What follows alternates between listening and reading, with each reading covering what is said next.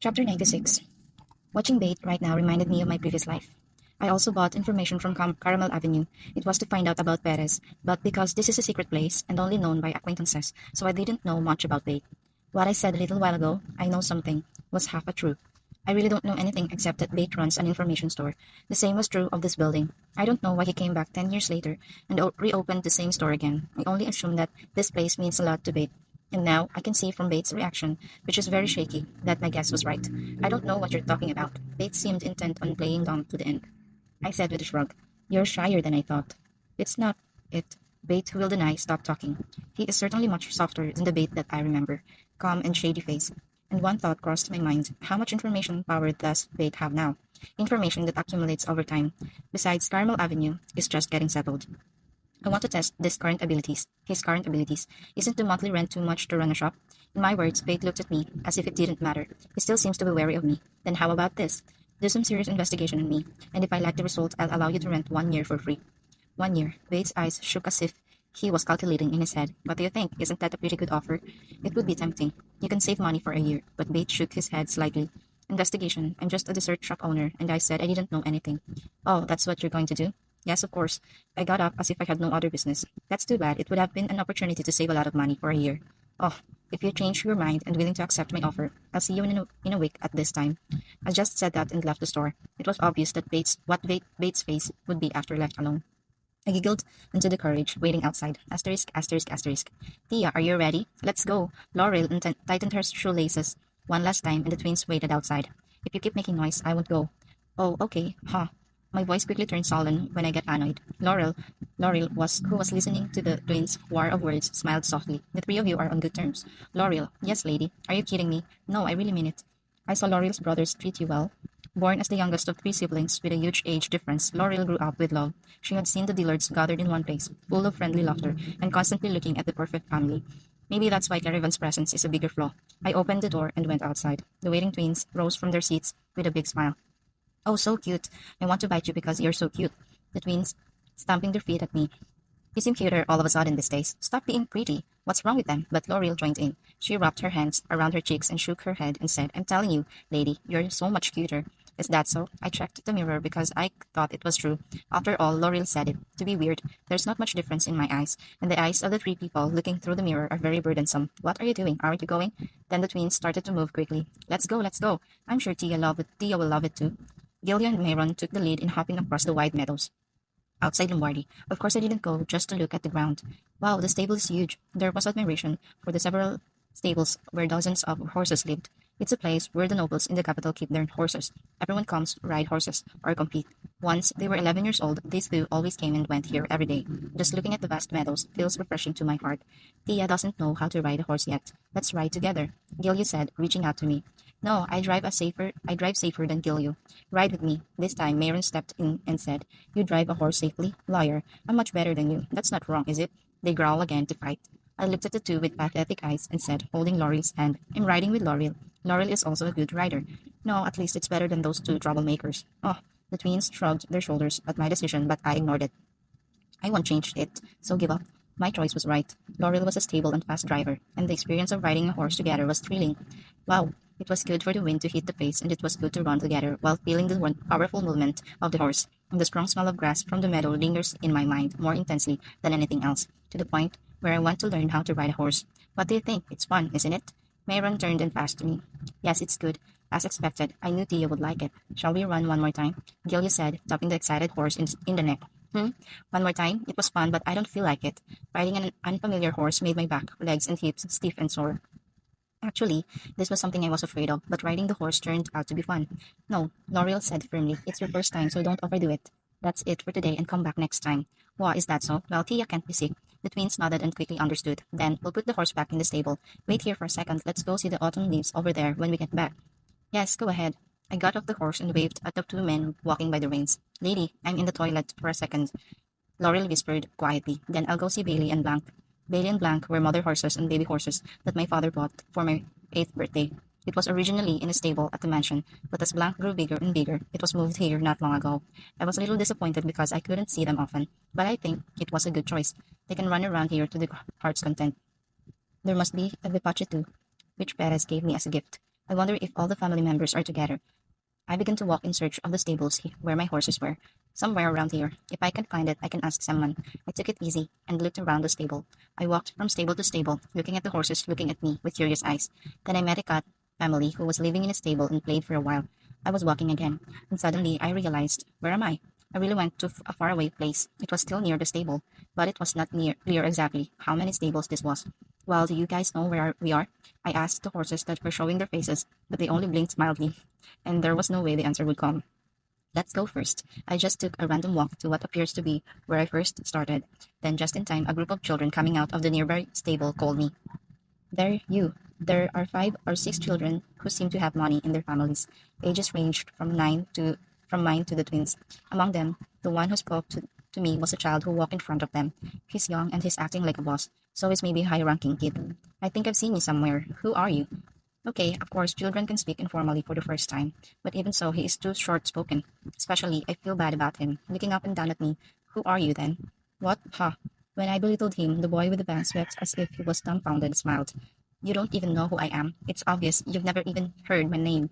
Well, that was a reasonable deduction. Usually high-ranking nobles know each other well because they play and hang out with each other since they were young. However, I grew up with a rather unique father for a nobleman. I'm Case Angenos. It's Angenos again. At the same time, Angenos' family tree spread out in my head. Case Angenos was the grandson of Duraktop's owner. In other words, it meant that he was not the direct line of the householder, but the sideline. However, it seems that Angenos' prestige is high these days, as it is even used and carried around like that. Then I heard a familiar voice and turned around. Here you are. Laurel was running towards me. End of chapter 96. Chapter 97. After L'Oreal went to the bathroom for a while, she wandered around the stables looking for Florentia. She was relieved to find her. She was very surprised that some strange people were with her, but the atmosphere between Florentia, who seemed to be just chatting with a group of young nobles, was extraordinary. L'Oreal, who accidentally saw Florentia's face, was surprised. It was because she saw Florentia smile when Florentia didn't like something. What's wrong? Laurel asked carefully. No, these people here ask me who I am. Yes, but why? She's so angry. Laurel gulped, and Florentia comes up with the answer. And you don't even know who I am. It's obvious you've never even heard my name. That he said. Oh, how could he be so rude? Laurel felt sorry for the boy, standing with his folded arms and a cheeky expression. Cutest, smartest, prettiest girl in the world, she served, hates the kind of people who despise others just because of their dignity or family status. Even more, if they're rude to others. Perhaps, due to her cousin's influence, L'Oreal was only predicting cautiously. I'm a member of the Angenes family. Case Angenes? Oh. L'Oreal groaned sadly. This wasn't a situation L'Oreal could interrupt if he was from Angenes. L'Oreal stepped back halfway, giving up. Good morning, Lady Dillard. A boy staring at Florentia with a frown a little while ago greeted L'Oreal in a fairly polite way. L'Oreal thought she had seen him a few times on the road. Is this person a guest of Lady Dillard? Guest? L'Oreal hesitated for a moment because she didn't know how to answer. The club membership here is strict. It's right to enter here as a guest once. However, all of this land was Lombardy's, with a stable built for the central aristocrats. But then Florentia took the lead. My family is close to Dillard. L'Oreal looked awkwardly at Florentia, but she just grinned. It wasn't a lie that Lombardy was close to Dillard. Well, I don't like the fact that an unidentified person is walking around here. Furthermore, this condescending attitude is as if the stable belonged to him was starting to irritate L'Oreal's eyes. Then he told Tia as if he was heartened. I'll give you a chance to make up for your rude mistake a moment ago. We're on our way, so I'll let you join our tea party. Have a tea with you? Ah, you don't have to be so grateful. We are all very generous people. Why? Florentia tilted her head and asked as if she didn't understand. He said something about someone with an unknown identity like me. Then why are you suddenly inviting me to a tea party? Well, that's Laurel watching the bewildered Case and Janus. He thought for a moment with a stiff neck and red ears. He was unable to answer Florentia's questions. He seemed to be trying to talk to Florentia, bragging about her family's strength just because of her small appearance. It seemed like it was a mistake made by him who didn't know her name. It was then. What? Why is everyone here? What are you doing here? Gilio and Mayron stepped closer. Lombardy twins. Case and Janus' neck, which had been tense just a moment ago, shrank. They are objects that are feared and difficult by all because of their personalities, outspoken words and actions, and the unstoppable power of the Lombardy direct lineage. Also, physical conditions such as height and size are superior, which makes them feel overwhelmed. Why are they coming this way? Someone in the crowd murmured quietly. To be honest, Lombardy's twins were scary. They don't pretend as Case and Janus does. They actually own this stable. Gilio, Mayron, and when the group saw the girl, calling the twins friendly, they almost fell back in amazement. They wanted me to join the tea party, Florentia said, pointing her finger at the group. In an instant, the twins' impression turned bad. The group looked at them with frowns and doubts. What? Anjanus cowered. Did you guys bother Tia for tea? Even a gangster I met in a back alley wouldn't be this scary. The group, who used to brag as if this was their own, quickly became Angena's coward. But there was no one denying it. Well, that's Case Angenas couldn't even speak because he was afraid of the twins. But then Florentia spoke in a calm voice. You two, you can't speak so rudely. You have to be polite. Polite? Those two? The twins called Lombardi's miscreants were formed from polite, but a miracle happened. The snarling twins suddenly smiled like obedient puppies. All right, Tia. The twins, who answered obediently, asked with a slight smile, did you ask our Tia for tea? It was obviously a much more polite word, but why is it even scarier? Well, it's not us. Someone sneaked a look at Case and Janice and said in a trembling voice, is it you? Case and Janice shuddered as if he were going to sing. Why? Gilly asked, pulling his face close. Well, I've never seen him before. Huh. Mayron came close as well with a strange nasal voice and whispered in a low voice, you're a coward, but you have an eye for things, and Janice. The eyes below the long eyelashes were cold. Gilly said, fiddling with a sword handle around his waist. How dare you look over my sister? Is it your wish to have a short life? Hey, Case and Janice shrunk in fear. Stop it, you two. I'm tired. Florentia only said a word in a deep voice as if she had lost interest. In no time, the twins' sharpness disappeared, and there were only two smiling faces left, looking at Florentia. You are tired, Tia? Let's go somewhere warm. Florentia and L'Oreal took the lead first, followed by twins. The group of young nobles who were left behind didn't seem to care whether they fainted or not, as their legs were loosened. Florentia mumbled a little on the way to the sunny place the twins had seen. It's also uncomfortable that people don't recognize me. Should I start my debutante now? Asterisk, asterisk, asterisk. Caramel Avenue became quiet after the sales times. Tolly, the patissier, smiled and greeted Bate, who had just sat with her buttocks in the office set up inside the kitchen. Good job today, Bate. Uncle too. Great job. But Bate reached for the dizzyingly coded papers on the desk. You've been working all day long. Take it easy now, Bate. Tolly felt sorry for Bate. At the age when he should enjoy life, it was hard to watch him being immersed in his work except for sleeping time. In particular, he hasn't been seen Bate rest since he started preparing for the information business. I will look at a few more papers. It's okay. Go ahead, Uncle. Well, yeah, I left a few pieces of apple pie on the shelf. Eat when you're hungry. Tolly looked at Bate with worried eyes till the end and patted him on the shoulder and said, Yes, sir. Bate, who was left alone after work by Tolly, wearing glasses he had left off and picked up the papers. In the dim light, the rimless glasses glowed yellow. You want me to investigate you in earnest? That voice, who scratched his pride, still sounded clear in his ears. You didn't think I would find out. Acquiring and gathering information was Bates' specialty. He also has a keen eye for sorting out obscure information from rumors. It had been a long time since the little Lombardi's girl, who started in and out of stores a few months ago, had been on Bates' sensitive list. As if to show herself, she ordered cakes from here to there every time she came. Bate couldn't help but care when she visited Caravan Pellet from the Rising Pellet Company. In addition, she is the only child of the famous Gallian Lombardi and a favorite granddaughter of Lulek Lombardi. That far, she was special in many ways. But Bate couldn't instinctively feel that there was something more special about Florentia Lombardi. I'll scratch you to the bottom. But Bate murmured like that and began to bury himself in the mountains of papers. It seemed like dots and dots were completely irrelevant to him. He kept sorting out pieces of the puzzle to write in them. Then a big picture is drawn that no one knew. The night went by and the moon, which had risen high in the sky, tilted. In the end, it was only when the eastern sky began to brighten that Bate was able to stop working. He took the frameless glasses rolled on the table, but Bate didn't care. Rubbing his face with his big hands, he sighed deeply and covered his mouth. A scream that was about to explode was dropped inside it. It was clear that the scattered codes were talking one after another. The Florentia Lombardi was a much bigger picture than Bate had ever imagined. Bate murmured like a moan. Who the hell are you? End of chapter 97. Chapter 98. Today was an appointment with Bate. It was very late in the afternoon when I left Lombardi's mansion and had arrived in front of Caramel Avenue when the sky was dark. Shops, which many people visit all day, had been closed and silent without anyone. Jingle. I opened the door and the bell rang at the empty shop. As I entered the dark shop, Bate came out from the back of the kitchen. Hello, Bate. But there is no greeting. Bate just pulled my chair with a stiff face. Other nobles would feel pretty bad, but I sat there with a shrug. By the way, Bate was empty-handed. You don't have any paperwork or anything? I was just asking out of curiosity, Bates said, frowned as if his pride was quite hurt. I have the information in my head. Well, that's not what I meant. You're so mean. However, I prefer to see it. I like the way Bates looks without being servile, even though he has researched about me and found out quite a lot. Let's get started, shall we? I clapped my hands once and said, Whoa, Bates sighed briefly and looked straight at me. Florentia Lombardi, 11 years old, now Gallian Lombardi, Gallian Lombardi's only daughter, Lulak Lombardi's third son. There was a dull voice that seemed to read information about simple subject of investigation that wasn't me, right in front of me.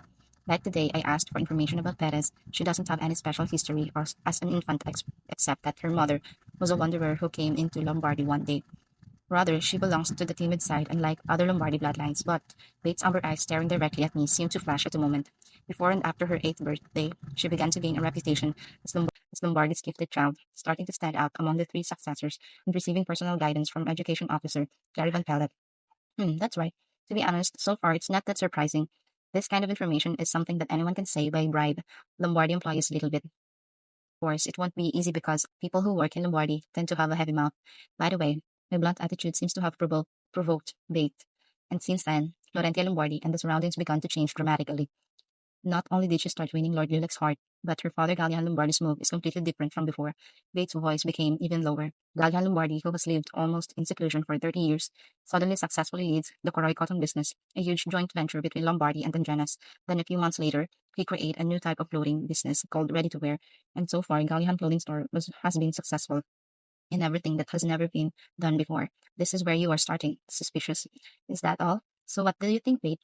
It sounds crazy. Bate bit his teeth once and replied, I think it's all the results of Lady Florentia Lombardi's involvement. I asked, squeezing a smile between my lips.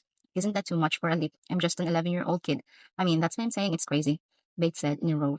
But all the information is pointing there. It's just that my dad could be a very smart guy, right? He just hasn't had a chance. No, Bates shook his head quite firmly. If it was for the Koroy cotton business and the start of a ready-to-wear business, I would have thought so. But since then, the steps that Gallihan has taken are clearly beyond the capacity of Gallihan Lombardi. For example, women's clothing followed by men's and children's clothing. Recently, he introduced the concept of limited edition to build a premium line. Gallihan Lombardi would have worked hard to strengthen the inner circle of the ready-to-wear business. Someone with common sense doesn't seem to think about it. So you're saying I'm being unreasonable? It's only people who have a very good sense or who can read the whole flow that take such risks and move boldly. I decided to poke Bait a little, but there was Claravan, doesn't he? Bait nodded at my words. Yes, but it doesn't explain the Estira ointment that shook the medical community a few years ago. To say that it's the work of Clarivan Pellet, I didn't even know that. I potted my tongue, avoiding Bates' gaze. So what's Bates' conclusion? I think Lady Florentia Lombardi has played a shadow role in several ways, including clothing stores supervised by Clarivan Pellet. You have extraordinary potential. Oh, you think Clarivan leads me? In fact, considering my age, it is right to think so. Possibilities. I reflect on what Bate said. Of course, it was a nice thing to hear, but it also meant the future was uncertain, and Bate is not a person who can trust and entrust the information yield he was trying to create for such an unspecified future possibility. I made a decision and said, I think I won this bet. What? Bate asked again with a dumb face. He probably thought he'd won because he'd done a lot of research on me. If you're trying to force yourself out of pride. No, it's not forced. But unfortunately, there was a limit to Bates' investigation. Sigh. What the hell is going on? That's the breaking point. Bate grumbled, still completely unaware of facial control. Wait a minute. I got up from my seat, opened the store door, and called someone who was waiting nearby. Just in case, I told him the time and place of the appointment today and asked him to wait in the carriage. I'm glad he did. Sir Clarivan, at my call, Clarivan came right into the store. Did you call Lady Florentia? Bate does not like excessive politeness for teachers to treat their students. I thought I could convince Bate if I had you here. Just a moment ago, you told me that I were supervised by Sir Clarivan. Yes, I did. Bate still looked as if he didn't know what was wrong. I grabbed the skirt and greeted politely. This time, I'll introduce myself properly. I'm Florentia Lombardi, the real owner of Pellet Company. Yes, Bate, who had a dumb face, scratched his ear and his fingers. Then he looked at Clarivan with eyes demanding clarification. Lady Florentia is right. Are you serious then? Clarivan nodded his head. Huh, but the name Pellet Company, it's just a name, Clarivan replied coolly. But she's only 11 years old. Amazing, isn't it? Well then, indeed, the Lombardi spirit, Lombardi's light and hope. Ha ha ha. Bate laughed desperately, as if he had gone mad. He took turns looking at me and Clarivan, who was standing beside me, and then he laughed again. The ready to wear. To my surprise, it was my father's idea, but yours intervention. There was. Bate was right about that. Oh, as expected. Bate seemed to need some time alone. He thought about something with his chin on his hand and murmured to himself, I see. Then all it then it all makes sense. I didn't know what was going on. Then he raised his head and asked, Then the diamond mine. What happened to Lombardi and the Janus auction? Were you lucky? If you think about how many golds the pellet company won the bid, you'll get the answer.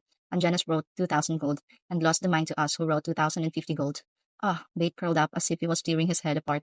I approached Bate and patted him on the shoulder. It hasn't been that long since you entered the information business. I think that's a pretty good ability. How did you know that I started the information business? Bate freaked out, breathing in vain. Well, how did I know Janus would write 2,000 gold? Oh, Bate put on an angry face. It seems annoying for him that I know more things than he does, and seems through him more accurately. I once again made an offer to Bate that he cannot refuse. Then let's make another bet. Bate gritted his teeth and asked, What is it this time? What was the hottest topic at the recent aristocratic conference? It was a remedy for the Eastern drought. The decision fell to the Emperor. As expected, you knew the internal affairs of the aristocracy would be very difficult to obtain. What decision does fate think the emperor will make? I think this year will be difficult because they already got last year's tax exemption. It will be a big blow for the treasury. Then I'll bet against yours. I'll bet on the store's rent for 5 years. Five years worth. Bait gulped down his mouth. So if I lose, what does Lady Lombardi get? If I win, I snapped as if I was putting the bait on a calm surface. Give me the priority of information, the first right to access the information that Bait will be collecting in the future. Bait was silent for a while. I held my breath together, and finally, Bait nodded. Let's do it. That bet. Asterisk, asterisk, asterisk. Wow, war. In the quiet mansion, a coachman can be heard calming the horse. Lying under the deliberately opened window, I was dazed and opened my eyes. His back, Belsac, who had been on a hunting trip with Astana for more than a week, was finally back. End of chapter 98. Chapter 99. I was waited a little longer and walked out leisurely. The sunset was slowly getting and painting the sky red. It was quiet. It was quiet and silence outside. After finishing unloading the luggage, I saw flocks of birds flying in droves as I walked while looking up at the sky with my hands behind my back like old men out for a walk. Birds are migrating. Birds that cross the continent every year visit Lombardi's mansion to rest their tired bodies throughout the day. It was because there were few people and many trees in the mansion area. You guys are going to rest in the mansion today, right? Watching the birds lurking all over the trees in the mansion, I checked the contents of the bag in my hand. What I especially prepared for today is well contained. Then, all are set. I've confirmed that Balzac has unloaded all the luggage he brought and the time has come. I headed for the stable with a delightful heart. It was Balzac's habit to stop by the stable to check the condition of his beloved horse after hunting. I waited on the street that Balzac frequently used to go to the stable. There were a lot of trees and no one nearby. This is the right path. Not long after, Balzac began to be seen, but he was not alone. Hold it properly. It's dragging on the floor. Ah, Craney, who walking beside Balzac, whimpering with something heavy. Looking closely, it was a horse saddle. It was also very heavy because it was made of leather. It's heavy. It's a ridiculous weight for a still young Granny. By the way, bam! Belsac hit Granny's little head and said threateningly, "Do you want to be beaten more?" Oh no, Granny burst into tears, and my patience is running out too. Granny, I said towards the two people, throw away what you're holding and come here. Tia, Granny, who opened his eyes wide in surprise, wiped away his tears with his sleeve. What the hell are you? Belsac crumpled his face at me. I don't care. I just looked at Granny. Oh, well, Granny pursed his lower lip to muster up the courage and tossed the saddle in front of Belsac. Hey, you're crazy. Belsac was furious, but Granny already running away. Belsac, how much have you been bothering Granny? From what I saw earlier, I had a strong premonition that what I knew would be the tip of the iceberg. Belsac smirked and laughed at me. Why, do you want to do it instead of him? Ha, this pair of nerds. He's been quiet lately, so I think he's matured a bit. As expected, Belsac has not changed. The bully seemed to just change from me to Granny. Yeah, half-blood, then you bring it. Belsac told me, kicking the saddle. Ha, Belsac, don't you have a brain? What? I've made it clear, don't call me half-blood, you idiot. You freak girl. When he grew up, Belsac raised his fist threateningly, citing his physical superiority. I rather said, raising my neck stiffly, hit me if you can. Ick, you can't hit me, because if you hit me, he'll be punished. Grandpa will be the first to punish you, and my father is no longer a person who lives with patience. Belsac, who snorted at my words, smiled suspiciously. Really? But there's no grandfather or your father here. If I swing my fist a few times, you'll be so screwed that you can't even run and tell them. Belsac's eyes glistened. I remembered those eyes exactly. Those are the same words that laughed happily in my previous life, when I cried out in pain and fear. As expected, people didn't change. I checked the everlasting truth once again, and I put my hand in my pocket. Then I grabbed a handful of its contents and dropped it bit by bit, before throwing it at Belsac's approaching face. Pooh, what's this? Cough. Suddenly, something like coarse powder was sprinkled on him, and Belsac, who was coughing in surprise, started laughing at me. Ha, this is all just powder. Cough. Noisy, accept this. I kept spraying it on Belsac's face so he can't talk. Well, stop. I sprinkled the leftover powder thoroughly on every corner of Belsac's body. Look, like thick salt spray on cabbage kimchi. Phew, it's done. I stopped when the bag finally got really thin. Phew, you crazy. What are you doing? Hey, Belsac, do you know what that powder is? I don't care. You're dead. Why don't you smell it? It was sprayed on your body. In my words, Belsac smelled the powder on his sleeve. Sniff. Gray green? Oh, you got it right. It's a mixture of corn, sunflower seeds, millet, and so on. It's going to be very delicious. That grain? Do you know how hard it is to get susu grain these days? What? But lately, I've been buying a lot of grain from there. I especially carry this between them. What the hell are you talking about? Belsac, who couldn't understand what I was saying, screamed. I said with a big smile, as I took 3 steps back from him. What do you think? Blackbird food. Flap, flap, from a distance, I could hear wings getting closer and closer and closer. Heek, well, suck, we have heard it too. His face began to turn pale. So you're afraid of birds, aren't you? It's one of the weaknesses Wilsack hid. He is very afraid of birds. It's so bad that he doesn't eat chicken on the table. Oh no. Belsa tried to run away when he saw the birds flying, but his legs were already looseness, and he rolled around on the street in a bad way. Where are you going? I've made you a new meal with all my heart. So save me, Paduk, Paduk. About 30 birds resting in a nearby tree rushed to Belsac at once. Ah! Belsac crouched down and tried to avoid it somehow, but they were looking for the finest western grain. The birds had no mercy. Phoebe chirping, goo goo. It's so nice to see all kinds of miscellaneous birds playing. The birds who had pecked carefully between Belsac's clothes, hands, and hair flew away without any regrets when the scattered grain ran out. Paduk, and where the birds had left, the crushed Belsac lay shabby, hair torn and scattered, high and clothes torn, face teary and runny nose. Ho, ho, you said you wanted to beat me up, but isn't that you now? Even with my teasing words, Belsac was terrified and unable to move. You've enjoyed the pain and fear of others. What about your own distress? Did you enjoy it? Ha ha, I approached Belsac and looked down at the man lying on the floor with cold eyes, just like he did to me. If you bother Craney one more time, it won't end as easy as it is now. I said it correctly, one by one, so that it could get stuck in Belsac's stupid head.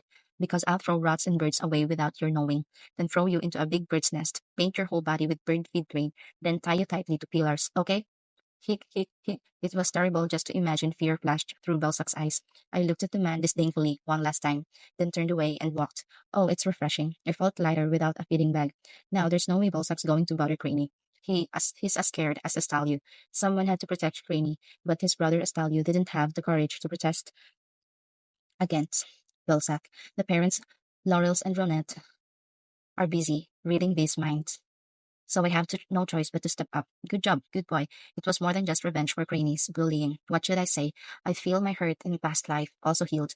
Little Florentia, who had no one to help like Craney, seemed relieved, though it was too late. Asterisk, asterisk, asterisk. A few days later, I came to the pellet company office. That's why our pellet company now holds the most southern grain harvested this year. Wow, great job, you two. It really wasn't easy. The South was a market that was tightly held by mid-sized to large-sized tops that traded for generations. But as a result of the hard work of the pilots, including Caravan and Violet, we were able to buy large quantities of food. And as expected, a number of taps are sending love calls. If you want to sell it to the east, you have to buy it with extra money. That's right. Caravan handed me the list on the paper. These are the tops that have asked for so far. That's quite a lot. Excuse me. Well, let's see. I skimmed through the long list, then I found the name I was looking for at the very end of the list. Here, write to them that you will sell about a quarter of what we have. Please give them a discount. What? That much? Yes, of course. We're going to have to hand out a little bit to the other tops because we're living together. In fact, it was meant to minimize trouble sometime in jealousy. Violet tilted her head and opened her eyes round when he saw the name tops that I pointed. Oh, this is the last time. Then she looked into my eyes. I smiled at Violet with the intention of believing in me. Soon, Violet replied with a short nod. Okay, I'll send them a letter, as you said, at the top of Red's. End of chapter 99. Chapter 100. Emperor Jovanes decided to attend the conference room where the aristocratic council was held. That's to end the last fierce Eastern tax debate. Today, Lombardi's face will be amazed. The sarcastic verdict and Janus was heard by all the nobles around him. Haha, I'm looking forward to that. People around him were busy helping him with a word or two. Lord and Janus shook his legs, hoping the meeting would begin soon. In the past few days, Ferdic and Janus has been walking in and out of the palace gate. Every day he met the emperor to persuade him to collect taxes from the west. Thanks to this, the emperor, who has little opinion at first, seemed to have completely crossed over to this side after hard work. He showed positive signs, listening and nodding whenever he spoke. Every time those things pile up one by one, Ferdic and Janus called for pleasure. We can finally beat Lula Lombardi. We can finally beat Lula Lombardi. It didn't matter what happened in the East, but the fact that Lombardi's contempt on such a controversial political issue is largely symbolic. It also meant that the emperor decided to support the Angenes, that Lombardy's status wasn't the same as before, and that the Angenes would eventually become the best family in the empire.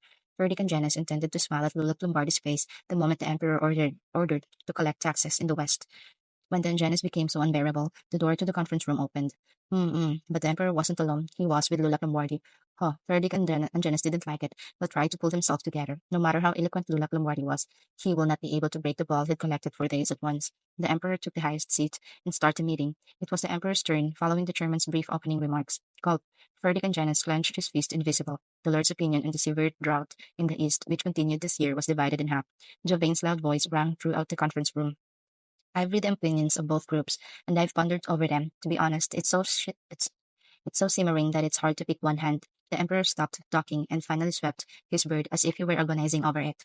Even in that short of time, Ferdinand and Janus was restless and go crazy. He squeezed the armrest of the chair with his sweaty hands, but I've made up my mind. Finally, Ferdinand and Janus looked at Lulak Lombardi with a smile around his mouth. It just so happens that Lulak was looking this way. By the way, something was strange. One corner of Lulak's mouth was slowly facing up. Why are you laughing? I'm the one who will win, who will won. At the moment, an ominous premonition passed strongly, and Jovens declared, I feel sorry for my people in the East, so who are suffering from drought, so I will not collect taxes this year. Oh no, Ferdinand Janus screamed loudly. At the moment, he tried to cover his mouth with one hand, but it was too late. The emperor's eyebrow frowned, and nobles were looking at Lord of Angenes. Are you dissatisfied with my decision? Jovens asked squeamishly. Well, it's not that. Ferdinand Janus quickly rolled his head and came up with an excuse. Last year, didn't you already exempt from the Eastern tax last year? However, I am worried that if we do so this year, the national treasury will be empty. Oh, I don't know. Janice was so worried about my pockets. After all, the treasury was the property of the emperor. The emperor said he would not collect taxes in the East even if he lost money. So the aristocrat had nothing to say. They just hoped the spark wouldn't hit them and the tax levy wouldn't rise. Well, of course, Angenis is always wholeheartedly for His Majesty. Yes, for my sake, Angenis will have to pay enough taxes this year. Yes? Verdict Angenis bit his tongue late, but it was already spilled. Thank you. I am very grateful that I have lightened your heart, and I have vowed to pay more taxes this year in front of all the noble associations. Then I'll be back. After completing his business, Jovens left the conference room immediately. What has he done now? Verdict Angenis, leaning on the backrest, looked straight ahead and met Lula Lombardi's eyes again. Lula Lombardi was smiling. It was the smile of the perfect winner. It was the same smile that Verdict and Janice said he would make at a critical moment. Asterisk, asterisk, asterisk. Kuang, the door to Pallet's office opened violently. Huff, huff. The owner of the panting rep in the doorway was none other than Bate. How did you know? Bate asked when he walked straight toward me. What's that? Instead of answering, I pointed to the heavy red box in Bate's hands. It's a dessert. I have to pretend to be a courier to come to Pallet in broad daylight. It's just like Bate. Moving forward, Bate placed the two heavy boxes on the table and plopped down in front of me. Please tell me, how did you know that? Oh, I guess you've heard about the East. I asked again as I looked at the caravan. Nodded his head. He carried a plate to move the dessert to make it easier to eat. That's strawberry, Clarivan. Yes, Lady Florentia. Oh, come on. Bate couldn't stand it and looked at me reluctantly. I should stop teasing you. You're going to cry. Why did Bate think that the Emperor would collect taxes in the East from the beginning? That's it. Bate answered my question easily. If we don't collect taxes, for whatever reason, we don't have the state treasury. Besides, this isn't the first time, so the burden will be even greater. And Bates' explanation was a little longer. It's inevitable because there's so much information he knows. Bates' words ended only when I ate the whole piece of cake. I got a little more greedy and ended up eating more half cake than Violet gave me. Yeah, you're right. Yes, but why not? The Emperor decided to betray all these reasons, and did Lady Florentia know that? Certainly, this time, as Bates said, it would have been right to collect taxes from the East. But there's one important fact that Bates didn't know. My words made Bates' face serious. What's that? It is that Emperor Gervain is a very greedy man. Greedy? Yeah, it's more than people think. For the Emperor, greed was a genetic trait that had been handed down for generations. But Gervain's is more prominent. But then all the more tax paying. What if there was another way for Emperor Gervain to take advantage of the imperial people by not collecting taxes in the East this year? Another way? I showed a piece of paper to Vate, who was at a loss. It was part of Violet's report today.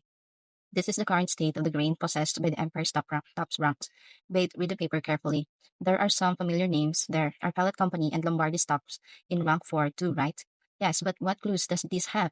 Bate asked, as if he couldn't understand the question, though his pride was very hurt. Not long ago, Lombardi was the second on the list. But why did they fall so far?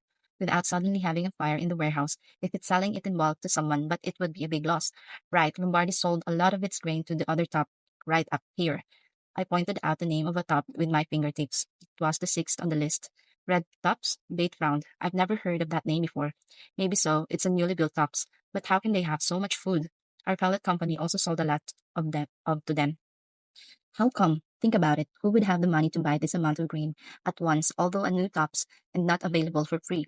Oh, maybe. Yes, this red tops is belong to Emperor Gervains. Bates' mouth opened silently in astonishment, and with the help of Lombardi, the red tops are going up to the far east. Ha ha! I understand Bates' feelings. It would be frustrating not to be able to read the whole picture because you didn't know one piece of information. Bates, who dropped his head with a despondent smile, said, I admit, I've completely lost. I don't mean to comfort you after winning. This isn't because Bates' ability is insufficient. It's just that the level of information coming in hasn't been high yet. On the other hand, I was more aware of internal affairs, and another difference is, Bate looked at me. Bate is just a person who collects information from outside, and I am a person who directly intervenes in important things that can be informed. Direct intervention. I'm a person with the ability to generate information. Bate's brilliant amber eyes shone brilliantly. Oh, and the fact that I've experienced Emperor Gervain's and my grandfather in person. This was actually my advantage over Bate as well as anyone else. Who would have predicted that the tops of Lombardy would sell the grain he had at a loss and carry the tops of the reds up? What's the reason? My grandfather hates losing as much as I do. That's enough to step on Angenas. I shrugged my shoulders. I would have done the same. Bate, who became quiet, was lost in thought again. And when he looked up at me again, I asked, feeling like I was casting the last fishing rod. What do you think, Bate? Why don't you work with me? It was a great achievement to have Bate and Caramel Avenue on my side. So I throw up another bait. While you're working with me, rent is free. All right, let's do that. Bate snapped and took the bait. We look forward to your kind cooperation, the landlord. Bate reached out to me. I look forward to your kind cooperation too, Bate. I said to myself, this is great. I got it and held her hand tightly. End of chapter 100.